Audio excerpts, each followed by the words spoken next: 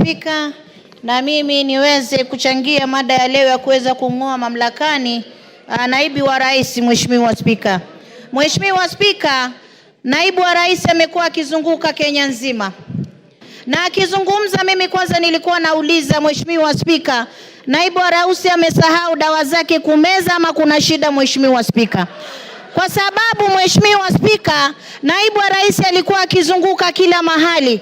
Anazungumzia mambo ya ukabila, anazungumza mambo ya shares. Mimi najiuliza, Mombasa County Mheshimiwa Spika, sisi ndio tulikusanya ushuru zaidi tukawa nambari 1 Mheshimiwa Spika. Lakini naibu wa rais akizungumza, anazungumza mambo ya shares, mambo ya mlima, mambo ya nini. Na Mheshimiwa Spika, ukiona naibu wa rais anaweza kumkosoa rais mbele ya wananchi Mheshimiwa Spika. Mheshimiwa Spika, Honorable Wamchomba, hold Mama Zamzam, hold her time. Yes, Honorable Wamchomba.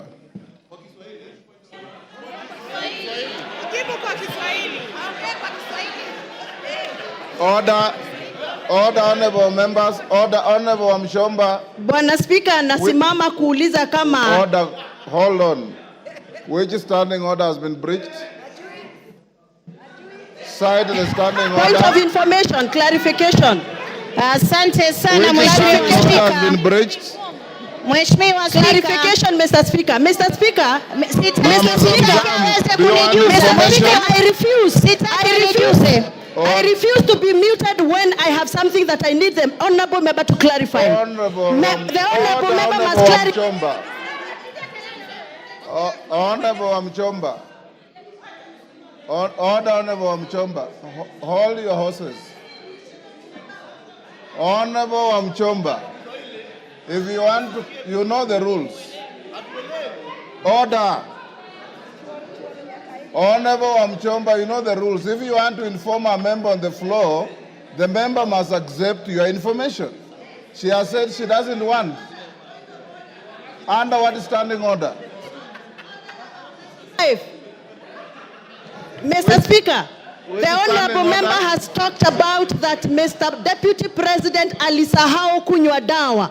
Tungetaka kujua ni dawa gani ambazo mheshimiwa anaongea juu yake. Na kama hizo dawa, na kama Mama Zamzam, endelea. Mheshimiwa Spika, wajua ndio makosa ya kupatia mabubu kuzungumza Mheshimiwa Spika. Mimi nimesema huenda ikawa, sijasema amesahau, nimesema huenda ikawa, nilifikiria, nilikisia.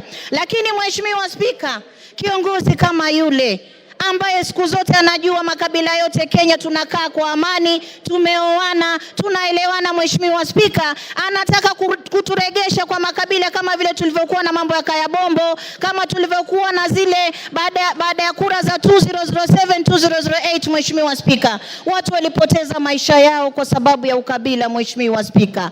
Mimi nakaa nikishangaa. Deputy President alikuja Mombasa.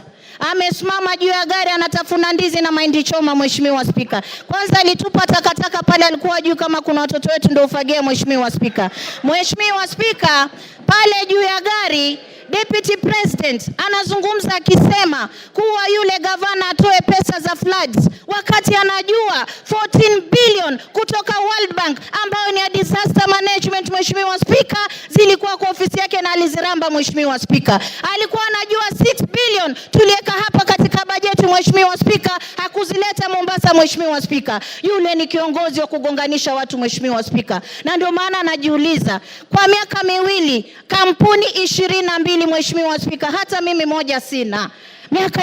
Miaka miwili kampuni 22 na zote zina 5.7 billion ya mtoto, ya mke, ya nani. Kisha bado unaenda kuchukua mali ya ndugu yako, unaacha mayatima, unaacha mjane, unamtesa. Kisha utatuambia nini katika taifa la Kenya Mheshimiwa Spika? Mimi leo nasema ngatuliwe, nasema kwa kutesa mjane Gachagua must go. Kwa kukula pesa za mahindi Gachagua must go. Kwa kutesa ukabila na Kenya Gachagua must go. Asante sana Mheshimiwa Spika. Ngogoyo.